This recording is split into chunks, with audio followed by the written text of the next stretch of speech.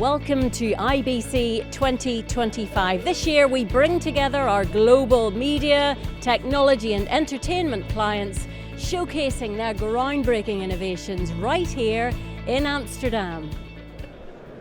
I'm at the Bolin stand here with Sapon. Lovely to meet you, lovely to see you. How's the show going so far? Overall, I'd say we've had a pretty solid show so far. You know, we've had a lot of new resellers, a lot of new end users come by and check out who Bolin are. And the big thing for us has been, in the past, who is Bolin? But this year it's, this friend was using this camera, or my coworker told me about your camera. And so there's been a lot more brand recognition, which has been very positive for us. Yeah, excellent. Well, tell me a little bit about the company on that note and where you're positioned in the market. Yeah, absolutely. So Bolin Technology is a PTZ camera brand that specializes in AV over IP solutions. So anything from Dante AV to NDI high bandwidth, HX3, SRT, RTSP, RTMP. I mean, you name the AV over IP workflow, and we've had that integrated into our camera. Yeah. In terms of positioning, we've always been here. So a lot of people are just now talking about AV over IP in the broadcast world, where we were here since 2012. This is what we had in our cameras at the get-go.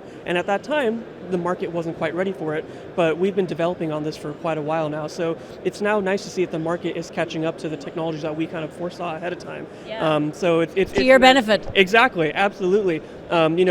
The broadcast industry as a whole, people are talking about how they cut costs and really optimize their production. Well, that's where the IP part comes in. They can send a camera out somewhere and remotely be able to control them from somewhere else, no longer needing a crew to go out there. And we've really positioned ourselves nicely in that market, while also helping the AV market come up as well. Yeah. So you're best placed to tell me about trends overall in the market. Absolutely. Should we talk about that? Yeah, absolutely. The biggest trend, like we said, AV over IP is becoming a much more common thing.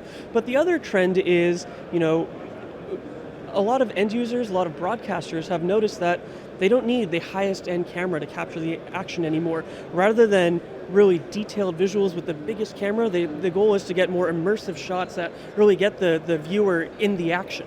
And that's where the PTZ cameras have really come to shine for us, is what was once a cutaway shot that, I'll use it once in a while, is now the primary shot they're relying on because they can put it where a camera operator may not be able to go. And so without sacrificing quality as well. Exactly. That's the thing, is they're getting high-level visuals, and they're able to get at unique angles that they wouldn't have been able to get before. And so for us, it's being able to make sure that our cameras are small enough and capable enough. So not just indoor cameras, but we even do IP67 rated outdoor cameras, for example. And up until a couple years ago, we were the only ones that were doing this. And so, it just goes to show where Bolin is in the market is we want to anticipate our users' needs and find places where we can really make a difference to help them out. I wanted to come on to that. Talk to me about end users. Who are they? Where are they? Is it across the board? Yeah, so the unique thing about Bolin is we specialize in PTZ cameras as a whole. So unlike a lot of the other brands out there who do cameras and printers and switchers and this and that, we only do PTZ cameras. And the unique thing about that is it gives us a lot of experience to have a wide breadth of products within that range. So we have our large cameras like the EX-Ultra over here, which is great in outdoor application, but we also have our indoor studio cameras, and we have small compact form factors as well that are great for education and houses of worship. So anything from AV to conferencing to broadcast, we have a camera for every single one of those markets. Excellent. And tell me, when people are coming to the stand, what kind of conversations are you having? What are you showcasing? What's the buzz about this year?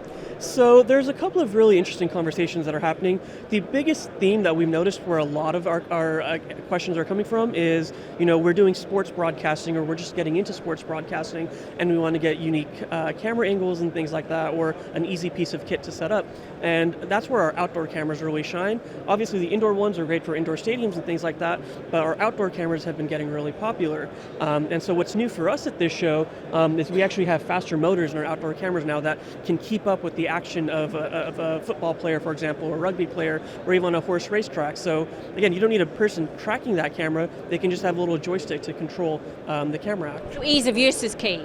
Ease of use, easy to get the signal in and out from the camera. So all of our cameras on our booth, you'll see, for example, there's a single network cable that's going into them that's providing audio, that's providing video, that's providing power, and that's providing data.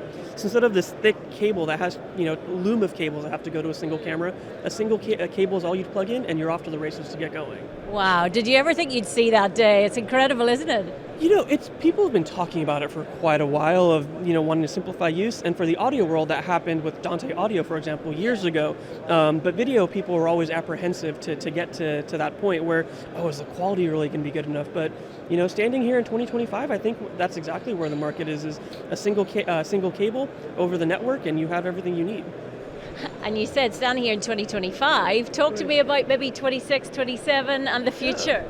Yeah, absolutely. So, like we were talking about, Bolin has always been forward thinking in where we want to be.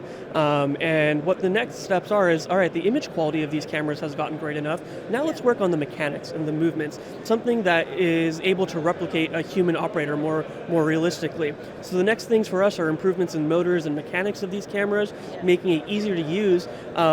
But also, speaking of easier to use, not just the movement, but just the entire control experience and the switching experience. How do we get them from needing a half an hour setup period to a 10-minute setup period where you take it out of the box and you plug it in? So that's kind of where we're looking at. And more efficient, simplification without sacrificing the quality. Exactly. Yeah. And now that networked production is becoming more a thing, the other big thing that we're looking at is how do we take all this and simplify it to that level as well, where you don't need even 5 people on a set. A single person can set up 5 cameras on positions and be able to relay all that video back to a single control room. Exciting times ahead. Thank you so much for talking to us today. Enjoy the rest of the show. Thank you. You as well. Thank you.